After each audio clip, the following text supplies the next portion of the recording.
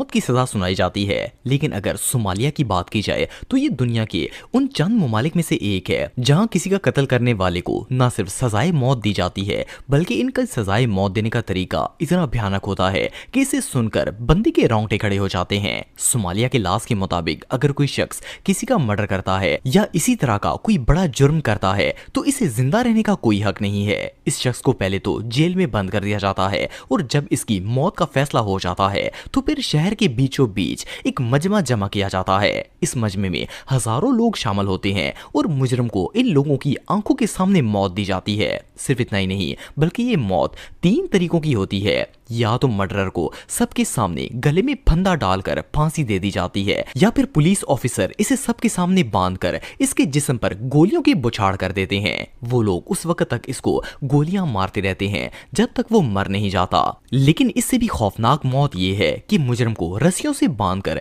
इसे पत्थर मारे जाते हैं और इसे तब तक पत्थर मारते रहते हैं जब तक इसकी मौत नहीं हो जाती। जब तक मुजरिम मरता नहीं है इसे अजियत होती रहती है और इसे लगातार पत्थर पड़ते रहते हैं और आखिर वो जख्मों की ताब ना लाते हुए मौत का शिकार हो जाता है। कई दफा तो ऐसा होता है कि इस प्रोसेस में घंटों भी लग जाते हैं और वो शख्स घंटों मौत की तकलीफ को बर्दाश्त करता रहता है।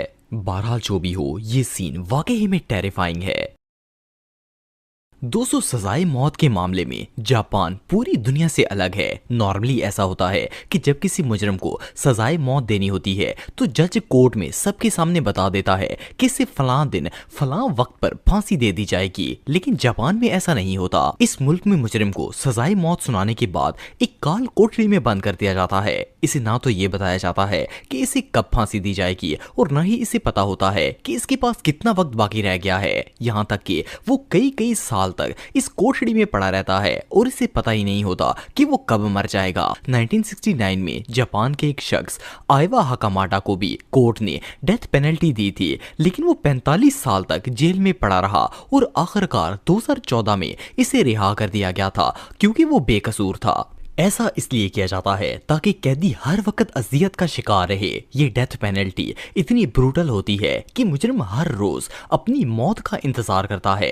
इसकी अजियत और इंतजार खत्म होने का नाम नहीं लेता और वो हर रोज इस अजियत से गुजरता है कि शायद ये इसका आखिरी दिन होगा। जापान के अंदर मुजरिमों को सिर्फ फांसी देकर ही मारा जाता है। यहाँ लीथल इंजेक्शन या कोई और एक्सिक्यूशन मेथड नहीं होता।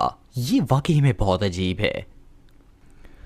दोस्तों, जैसा कि आप सब जानते हैं कि नॉर्थ कोरिया दुनिया का सबसे ब्रूटल कंट्री है और इसी में दुनिया की सबसे खौफनाक सजाएं भी दी जाती हैं। ये जो शख्स आप देख रहे हैं इसका नाम कोंग चा वोंग है और ये नॉर्थ कोरिया